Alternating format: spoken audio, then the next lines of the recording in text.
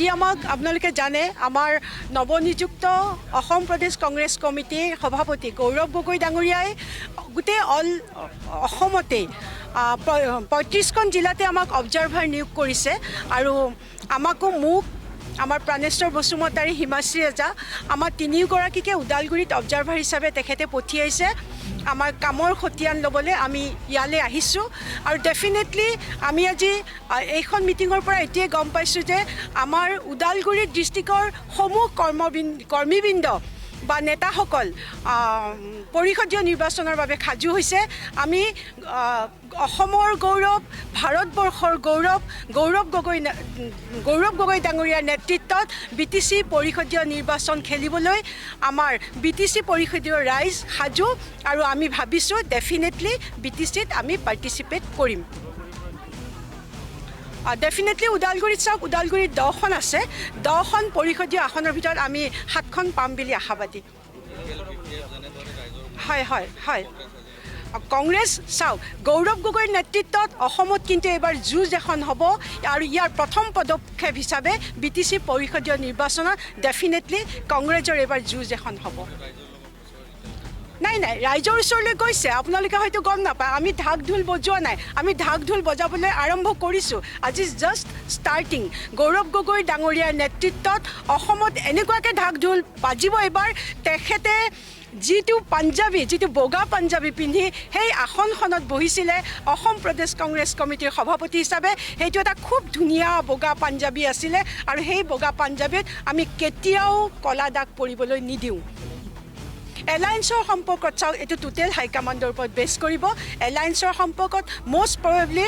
আমাৰ কৰ্মীবৃন্দৰ তেখেতসকলে মতামত ল'ব আৰু আমাৰ ফাউণ্ডেশ্যনটো যদি ষ্ট্ৰং ডেফিনেটলি আমি কৰিব নোৱাৰোঁ আমি ফাউণ্ডেশ্যন ষ্ট্ৰং কৰিবলৈ উঠি পৰি লাগিছোঁ আৰু সেইকাৰণে ভাবিছোঁ ইয়াৰ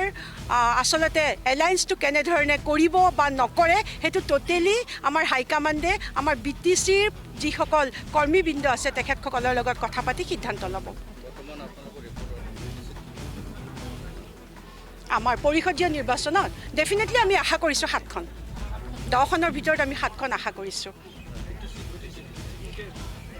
গোটেই BTCৰ ভিতৰত চাওক এইটো টোটেলি হাইকমাণ্ডে ডিচিশ্যন ল'ব কিন্তু আমি আশা কৰিছোঁ আমি মেজৰিটি পাম সেইটো আমি এতিয়াই নকওঁ আমি এইটো এতিয়া এক্সপ'জ কৰি দিলে আমাৰ বিৰোধী দল ষ্ট্ৰং হৈ যাব আমি চাইলেণ্টলি কাম আৰম্ভ কৰিছোঁ আৰু আপোনালোকক অতি সোনকালে আপোনালোকে আমাৰ গোটেই খবৰ পাব গম পাই যাব হয় আপোনালোকৰ নিউজৰ জৰিয়তে আমি ক'ব বিচাৰিছোঁ আপোনালোকে দেখি পাইছে যেতিয়াৰ পৰা আমাৰ যুৱ নেতা ভাৰতবৰ্ষৰ গৌৰৱ তথা অসমৰ গৌৰৱ সন্মানীয় গৌৰৱ গগৈ যেতিয়া সভাপতি আসনখনত বহিলে তেতিয়াৰ পৰা অসমৰ বিভিন্ন জিলাই যুৱচামে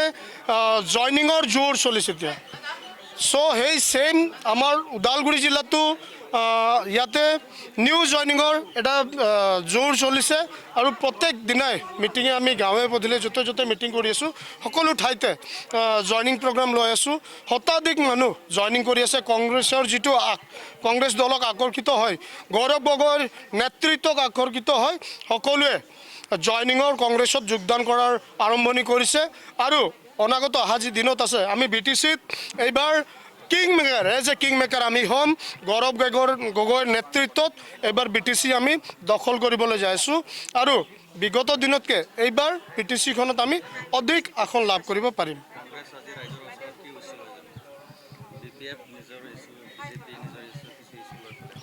আমাৰ ইছ্যুজবিলাকে হাইকমাণ্ডে যিটো নিৰ্ধাৰিত কৰিব বা ৰাইজৰ আগত দাঙি ধৰিব এইটোতো আছে বাট আমি যি কাৰাপশ্যন ডাবল ইঞ্জিনৰ গভৰ্ণমেণ্টে যি কাৰাপশ্যনবিলাক কৰিলে পৰিৱৰ্তন চৰকাৰৰ নামত যিবিলাক কাৰাপশ্যন কৰিলে কংগ্ৰেছে সেইবিলাক কাৰাপশ্যনৰ ৰাইজৰ মাজত দাঙি ধৰিব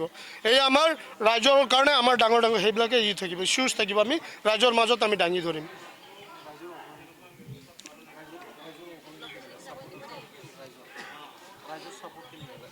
আমি ইতিমধ্যে মই কৈছোঁ আপোনালোকৰ অলপ আগতে যে ৰাইজে গৌৰৱ গগৈৰ চেহেৰা চাই গৌৰৱ গগৈৰ যিটো অৱদান কংগ্ৰেছৰ প্ৰতি বা বলিদান মানে যেনেকুৱা কষ্ট যেনেকুৱা কৰে তেখেতৰ কাম কৰা ষ্টাইল চাই মানুহে আকৰ্ষিত হৈছে যুৱচামে আকৰ্ষিত হৈছে সকলো জাতি জনগোষ্ঠী সকলোৱে আকৰ্ষিত হৈছে মই সেয়ে কৈছোঁ